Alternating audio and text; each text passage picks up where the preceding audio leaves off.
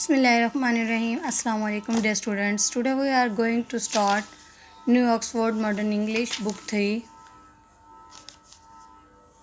Take out your book and open page number 2.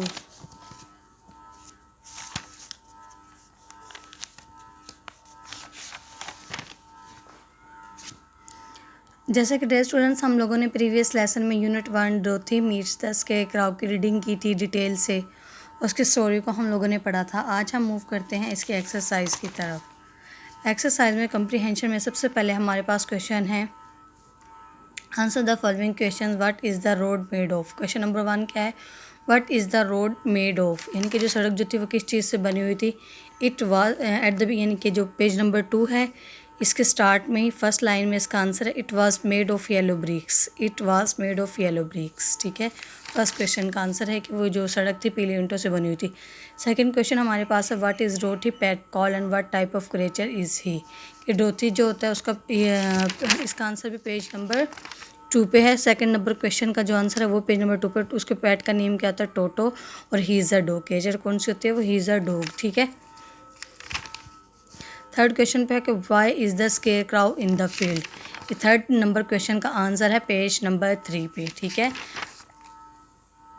जैसे यहाँ पे स्केच के बारे में हम लोग पढ़ते हैं, जब स्केरक्राउ के इट वाज देयर, वो वहाँ पे होता है to scare the birds and stop them from eating the ripe corn, ठीक है। It was there to scare the birds and stop them from eating the ripe corn. Third question का answer ये है कि वो वहाँ पे होता है परिंदों को भगाने के लिए और इन्हें रोकने के लिए, ताकि वो पकी हुई अनाज को ना खा सकें। फोर्थ क्वेश्चन हमारे पास है कि what does Dorothy do to help the scarecrow. Dorothy ने, यानी कि ड्रोथी ने स्केरक्राउ की क्या मदद की थी। पेज नंबर 3 पे है इसका। वो क्या करती है, जब वो कहता है पोल के ऊपर लगा खड़ा होता है तो वो कहती है she sets him down on the ground. तो वो स्केरक्राउ जो वो ड्रोथी से रिक्वेस्ट करता है कि मुझे नीचे उतार दो, तो फिर वो उसकी क्या हेल्प करते हैं, she sets him down to the ground, वो उसे ज़मीन पे रख देती है। क्वेश्चन नंबर 5 है हमारे पास, what does the scarecrow do to help the Dorothy. अब स्केरक्राउ ने क्या मदद की थी, स्केरक्राउ ने उसकी क्या मदद की थी। पेज नंबर 5 पे इसका आंसर है do let me carry that basket for you, ठीक है। उसने उसकी बास्केट जो थी उसको उठाने में मदद की थी, ठीक है। उसने उसकी क्या मदद की थी, बास्केट उठाने में। Do let me carry that basket for you, यानी उसकी हेल्प क्या की थी, बाय कैरिंग हर बास्केट, ठीक है। उसकी बाय कैरिंग हर बास्केट, उसकी टोकरी उठाने में उसकी मदद की थी। नेक्स्ट क्वेश्चन हमारे पास है कि what did the scarecrow want to ask the great Oz. As you know dear students, in page number 4 पे जब उन लोगों की डिस्कशन हो रही है तो कि डू यू थिंक, कि आपके ख्याल में ही आज उसने पूछा, if I go to Emerald city, अगर मैं आपके साथ अमरलेट शहर जाऊँ with you, that Oz would give me some brains, तो जो आज है वो मुझे क्या ब्रेन्स देगा। तो उसने उससे क्या रिक्वेस्ट की थी, ब्रेन के लिए, ठीक है। The scarecrow asked the great Oz for a brain, ठीक है। इसका आंसर क्या बनेगा, the scarecrow asked the great Oz for a brain. उसने उससे रिक्वेस्ट की थी कि वो उसे ब्रेन दे, ठीक है। अब नेक्स्ट हमारे पास है कि this questions are more difficult discuss them, इनके जो ये वाले क्वेश्चन है ना, ये थोड़े मुश्किल हैं किसकी निस्बत इनके, ठीक है। इन्हें सबसे पहले इन्हें डिस्कस करते हैं। और इन्हें हम डिस्कस करते हैं, how do we know the scarecrow is kind and polite. ये हमें कैसे पता चलता है कि स्केरक्राउ जो होता है वो क्योंकि ना वी नो दस, इसका आंसर क्या बनेगा, we know the scarecrow is kind and polite, क्योंकि वो काइंड और पोलाइट होता है। कैसे, because he carries Dorothy basket for her, ठीक है। He carries Dorothy basket for her, उसकी टोकरी उठाने में भी मदद करता है, ठीक है। और and when he greets Dorothy when he sees her and he talks in a polite manner, यानी कि he greets Dorothy when he sees her, he greets Dorothy when he sees her, he talks in a polite manner, यानी कि जो वो डोथी से जो है बहुत अच्छे अंदाज में के पोलाइट मैनर में बात करता है, उससे किसी भी किस्म का कोई एंगर शो नहीं करता, ठीक है। आगे इस क्वेश्चन की समझ, एक बार फिर मैं रिपीट कर देती हूँ कि हमें कैसे पता चलता है कि वो काइंड और पोलाइट होता है। क्योंकि एक तो वो फर्स्ट पॉइंट क्या है, ही कैरीज ड्रोथी बास्केट, और सेकंड पॉइंट क्या है कि he talks with Dorothy in a polite manner.